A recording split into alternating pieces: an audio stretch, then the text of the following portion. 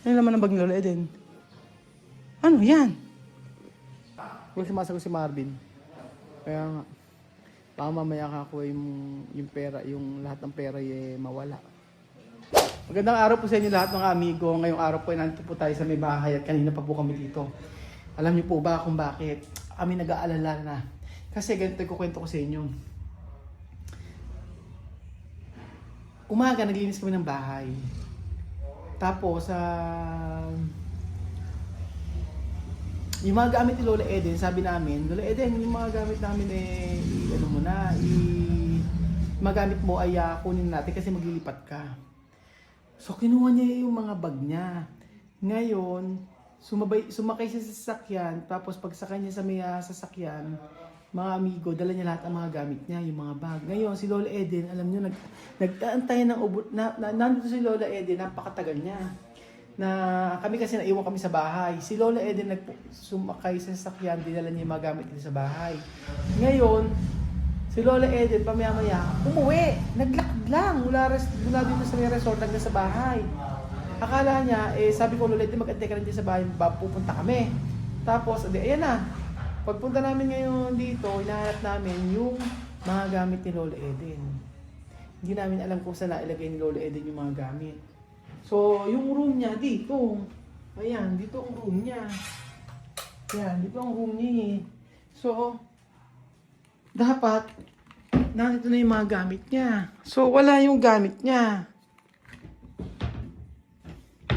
Tapos, dapat, ayan, nagtitingin kami ng mga meron kasi ditong lagayan din ng mga gamit. O, ayan. O, wala. So, saan nilagay ni Lola Eden yung kanyang gamit? Kaya si Kuya Bedyo, kanina pa siya hanap ng hanap. Sabi ko, baka naman dito sa may isang room, hindi ka dito. Si Lola Eden talaga O, wala naman dito. O, wala rin din O, wala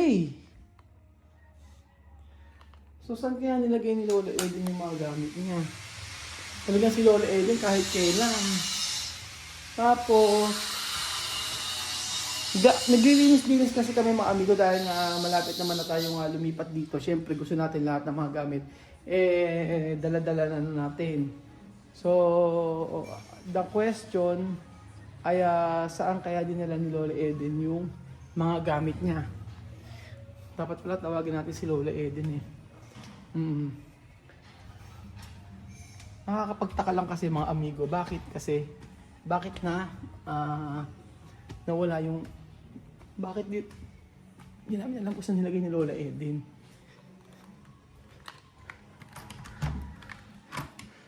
So hindi kaya dito. O wala rin naman din sa kwarto ni Chuchen. Saan niya nilagay? Hindi Wala rin sa kwarto ni Chuchen. Wala. Sa Jedi nila. Wala Oh. Wala rin.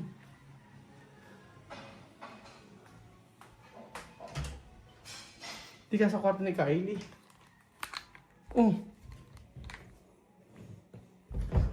Oh, wala din. Ayun ako. Oh, wala rito.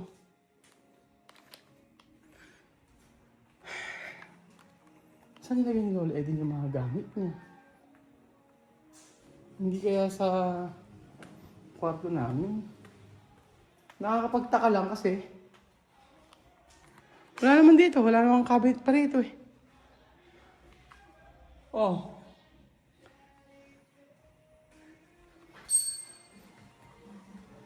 So kaya nilagay ni Lola Eden. Pambihira.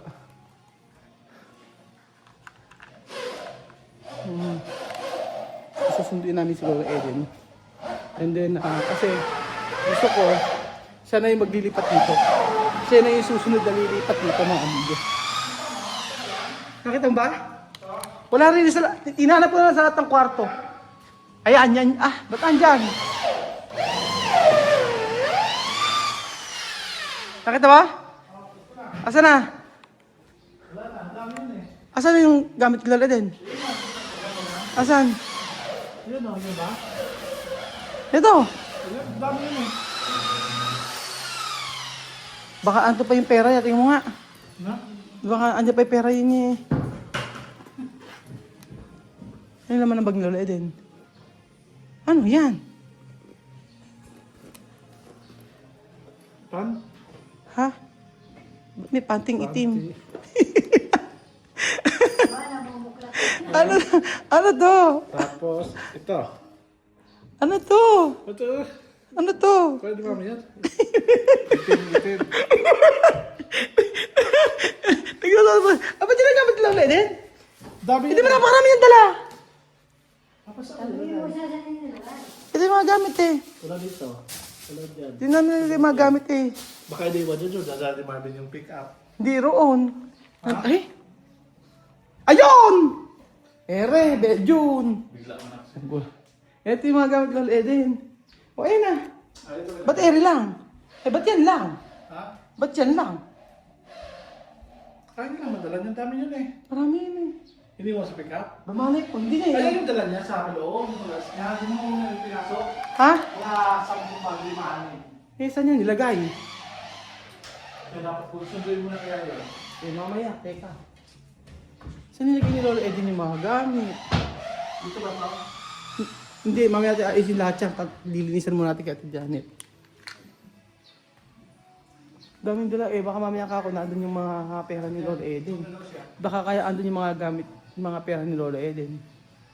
Kaya hanapin muna natin. Baka mamaya ka ako lahat mga pera ni Lola Eden andun. Oo, iniwan sa... ang nilagay doon sa pick up sa likod, sabi ni Nakwam J mo, ba't daw tinadlagay doon? So, Mga basa na yun. Bakit daw pwede mo doon pasok doon sa pick up? Bakit daw sa likod ng sa truck nilagay? tawagan ko si Lola. Ano? Trangkahan. Tawagan mo si Marvin. No? Tawagan mo si Marvin kung baka kung nalagay yung gamit doon. Yung makita naman ni Kwan Joy, sa tubig hindi balik-balik yung dito. Hindi kasi baka ano kasi pera ni Lola Eden yun ang inaalala ko. Baka mamaya kasi andun yung ano na yung ano. Baka mamaya kasi ako yung mga bag ni Lola Eden.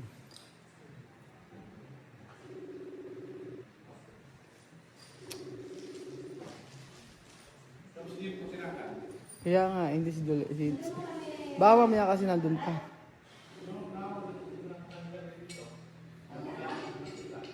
Oo. Wala pa. Oo, kasi ang ano namin, maraming gamit si Lola Eden na nakakasama sa bag. Oo, problema sa ano yan. Problema niya ngayon sa pera yan pagka nawala yun. Kaya sabi ko dapat kasi kanina nang pumunta dito, kala ko naman na iayos na lahat. Eh wala namang kadala-dala wala namang kaming, kasi naglilinis kami dun eh. Ang iniisip ko baka mamaya nasa sakyan, eh umalis sila Marvin, eh nasa likod, baka mamaya ko ano. Kaya nga, hindi sumasagot si Marvin eh. Hindi sumasagot si Marvin. Kaya nga, baka mamaya ka ako yung pera, yung lahat ng pera eh mawala. Puntahan na lang sa amin si Lola Eden. Kailangan puntahan na si Lola Eden ngayon. Binawi. Ano na? Hindi daw tatlo, dalawa. Isang may pula daw, saka may brown. May brown nga, ba't ilang yung bag na dala niya? O, tatlo daw. Eh tama, tatlong eh. Ang nandito, tatlong eh nandin eh. Eh, yun lang, yun dala. Inabot daw ng trabaho yun. May lahat ng gamit ni Lola Eden na dinala na ron. Eh sige po, Sige ako, baka may nakapagsuksok. baka ako na maglilib mamaya. Sige, uwi kami ng... Tingnan mo kung sino magpapaalam dyan na hindi napapasok, yun ang nagtagumpay. Kaya pala itong si Wilson na nagpipintura, sabi niya, sir, di namin magagawa. Yung dalawa na Nagpaalam ni nagtintor, sabi. malamang siya nagtagumpay, siya pala mag-iisip. Yung dalawa. Hindi ako muna dyan, Sige. baka tinabunan mo lang dyan. Kaya nga. Hanapin niya yung tinatago eh. So, 50-50 tayo. Hindi namin Sige, mamaya na. Sige. Tapos Mio, yari tayo.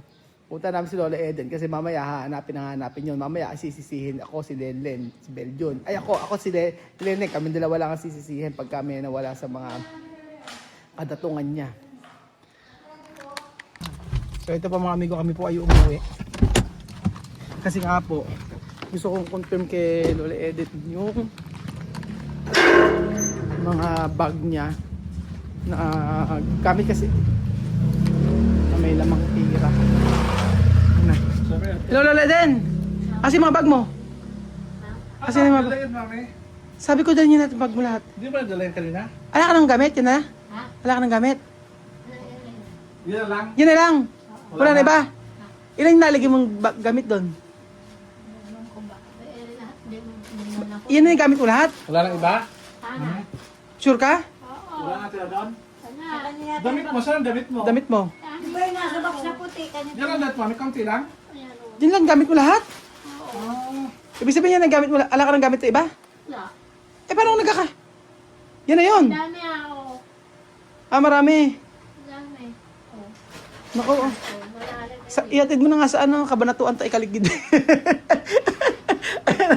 Kala ko, abay hanap kami ng gamit ng mga bagburon. Baka mamaya lahat ng pera mo nilagay mo doon. Tapos tinanat namin lahat ng cabinet, wala. Nung pala, yan pala yung gamit Ano mo. ka naman sa cabinet mo doon, mga gamit? Hindi, asan yung box? May box siya. Ano sa sakyan mo? Sa likod. Ah, Damit pa to ni Mami. damit pa rin ni Mami yun sa may box. So ayan po mga amigo. Buti na lang po. Kunin nyo yung kanin tayo, kumain na. Kumain na muna tayo. Bago tayo pumunta sa kabila at mag-aayos po si Lola Eden ng mga kanyang mga gamit. So ito yung ano, pag-aayos ni Lola Eden ng kanyang gamit. Ikakain muna tayo at ikaw yung mag-aayos ng gamit, Lola Eden. Ayun na, nakalami. O, halika na. So, naglilipat na po si Lola Eden. Sa paglilipat ni Lola Eden ay... So, ito na pala yung gamit mo, Lola Eden. Dito na. O, ganito, Lola Eden. Ano ko sa inyo. O, pwede ka dito maglagay. Pwede ka maglagay dito. O, yan. Tapos sa kabila. O, yung mga gamit mo, pwede dyan. Tapos, yung lock ng pintuan, o, kunin mo na, mamaya. O, yun. Tapos, para nakalock lahat dito, na. Ayan, lagay mo na lang. Isa-isa mo na yung mga gamit mo. Ayan, ganyan. So, ayan na po si Lola Eden. Nag-aayos na siya ng kanyang gamit. Ayan. Lola Eden, talaga yun lang ba yung gamit mo talaga? Ala ng iba? Ba't di mo kunin yung sa kabanatuan mo? Oh. Yan na yung gamit mo. Ang konti. Kunin ka natin na sa may kabanatuan lahat. Marami pa rin. Marami pa ba yan? Kaya nga, pag ayusin mo na lahat.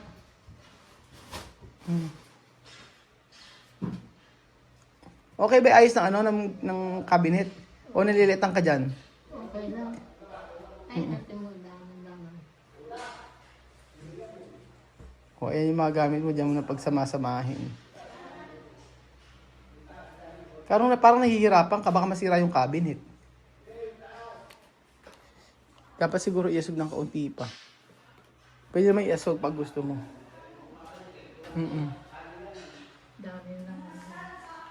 Abay, ang konti ng gamit mo, hindi naman ganyan kakunti yung gamit mo, ha. Yan na yun? Alala sa kabanatuan? Dami yata. Asa yung mga bestida mo? Ang konti, alam ko, napakarami mong gamit, ikaw. Di ba? Ikaw pa naman yung maraming gamit na yung mga binibili mo sa ukay-ukay, asaan na? Di ba? Hindi ko na matandaan. Di mo, ba't pati punday inuuwi mo? Walang bunda. Ay, ano? Ayan, oh. Ano ba yan? Oh. Patatatlo lang yung bag mo. Asan pa iba? Ayan. Meron pang bag. Kailangan talaga si Lola Eden, maano talaga siya. Makakalimutin na talaga siya. Hirap na. Hirap na po si Lola Eden. Kaya po kailangan talaga niya. Kailangan talaga na ano yun siya. So kailangan talaga na si Lola Eden gabay-gabayan. Hindi po pwede na ano. Kasi nga po makakalimutin na siya. So yun po mga amigos, si Lolo Den ay nag-aayos-ayos dito sa bahay at siya yung pangalawang nilipat dito at pangalawang sinibak ni kuya sa bahay doon at ngayon palipat na po siya. So susunod, asan yung kwarto at si kwarto mo? Asan yung kwarto mo? kwarto natin Janet doon. Ayan po. So thank you so much po at mapagpalang hapon po sa ating lahat. God bless po mga amigo. Bye bye. Buti na lang ang kanyang mga bag ay nadala na at hindi naman nawala yung kanyang mga pera. Ewan ko lang, pero sa totoo lang hindi namin alam kung nasaan ang lahat ng kanyang pananalapi. Siya lang po ang nakakaalam hanggang ngayon. Kaya po nakakalimutin na, wala kaming idea kung nasaan lahat ng mga kanyang salapi. Yun ang totoo. Kasi hindi namin pinakikilaman yung gamit niya. Basta nasa may mga bag-bag na ganun. Sabi naman, kagaya ngayon, yung bag na nandito, hindi niya na mataalala. Sabi niya, yun lang daw yung mga gamit niya. Meron pa siyang nilagay dito kanina, di ba? So, thank you so much po mga amigo. God bless po. Sa dulo. Mami, ba't na ginagawa mo dyan? Ang kwarto mo sa dulo. Ba't naliligaw ka? Ano ba yan? Naliligaw. Hindi alam ko siya magkukwarto. Naliligaw si mami.